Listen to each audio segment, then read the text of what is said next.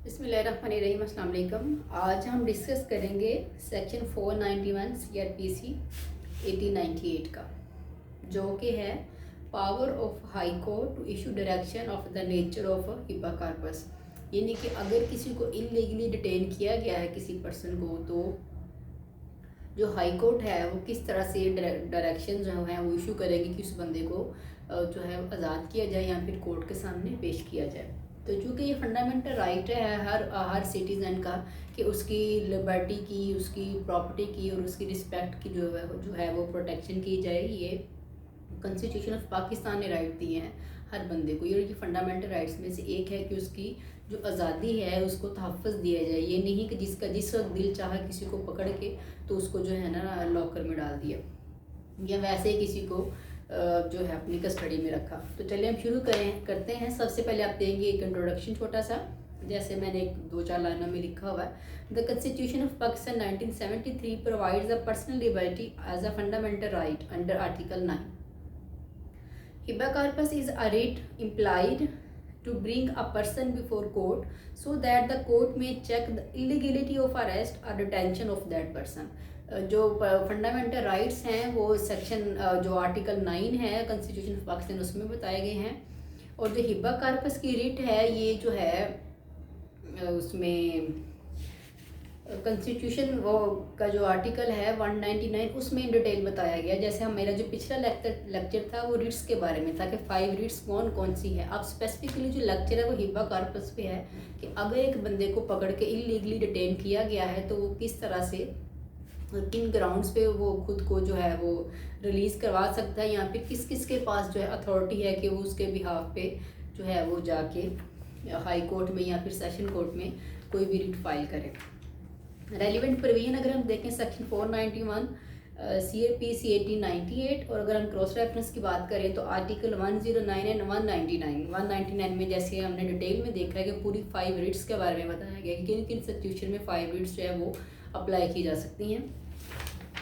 199 constitution of Pakistan 1973। अच्छा जी, what is the meaning of habeas corpus? Literal meaning having his body, यानी कि उस बंदे को जो है वो आज़ाद किया जाए। Legal meaning Merriam Webster dictionary के मुताबिक the right of a citizen to obtain a writ of habeas corpus as a protection against illegal imprisonment. यानी कि जो लीगल मीनिंग है हिबा कार्पस का मतलब है किसी बंदे को जिसको इलीगली जो है वो कैद में रखा गया है, पनिशमेंट दी गई है, उसको जो है उसको फ्री किया जाए, यानी कि उसको आज़ाद किया जाए। Definition of habeas corpus, case law definition है मेरे पास PLD 2007 Lahore 293। Habeas corpus is a writ implied to bring a person before the court so that court may check the illegality of arrest और डिटेंशन ऑफ दैट पर्सन। ये जो case ला है उसका held में ये लिखा गया कि हिबा कार्पस का मतलब ये होता है कि किसी बंदे को कोर्ट के सामने लाया जाए और उसकी जो इलीगलिटी है उसको अरेस्ट करने की या डिटेंशन की, उस बंदे को क्यों रखा गया तो उसको देखा जाए। Authority to issue habeas corpus, कौन जो है वो इसके ऑर्डर्स जो है वो इशू करेगा? तो हाई कोर्ट के पास जो रिस्ट्रिक्शन है कि वो हिबा कार्पस की रिट के जो है अगर कोई बंदा फाइल करता है और हिबा कार्पस की कोई रिट फाइल करता है तो हाई कोर्ट उस पर ऑर्डर्स कर देगी कि उस बंदे को as early as possible even within no time court के सामने प्रेजेंट किया जाए और बताया जाए कि उसको डिटेन करने की क्या रीज़न है। या फिर सेशन कोर्ट के पास ये जो रिस्ट्रिक्शन होती है कि वो हिबा कार्पस की रिट पे जो है वो ऑर्डर्स इशू करेगी उस बंदे को, या तो अगर वो इलीगली डिटेन है तो उसको जो है set at liberty, otherwise present before the court. Modes of exercising power, कि किस किस तरह से जो है वो हाई कोर्ट या सेशन कोर्ट अपनी पावर को एक्सरसाइज करेगी, क्या मोड्स हैं? सो मोटो, यानी कि खुद से कोर्ट के नॉलेज में कोई बात आती है, कोर्ट पता चलता है कि किसी भी बंदे को डिटेन किया गया है तो वो एक्शन ले सकती है। या फिर on application of aggrieved person, aggrieved person कोई पर्सन जो है वो खुद से एप्लीकेशन किसी तरह से कामयाब हो जाता है हाई कोर्ट तक या सेशन कोर्ट तक एप्लीकेशन भिजवाने में, या फिर उसका कोई रिलेटिव है वो भी एप्लीकेशन फाइल कर सकते जैसे उसका कोई रिलेशन हो उसके साथ। अच्छा जी, nature of proceeding will be of summary proceeding nature, यानी कि स्पीडीली जो है इसको केस को, ये नहीं है कि हेयरिंग पे हेयरिंग हो रही है, डेट्स पे डेट्स मिल रही है, नहीं, इसकी जो है वो समरी प्रोसीडिंग्स होगी, यानी समरी प्रोसीडिंग हम मेरा ख्याल लेक्चर भी मौजूद है, यानी कि विदाउट एनी किसी डिटेल में जाए और किसी डिटेल एविडेंसेस को देखने के लिए ताकि केस को लंबा किया जाए, इसकी समरी प्रोसीडिंग होता है स्पीडी प्रोसीडिंग, यानी कि स्पीडीली इस केस को निपटाया जाए। अच्छा जी, क्या रीज़न है कि जो हिबा कार्पस की रिट है, इसका रीज़न क्या है? तो इसके 2 फोल्ड रीजंस हैं।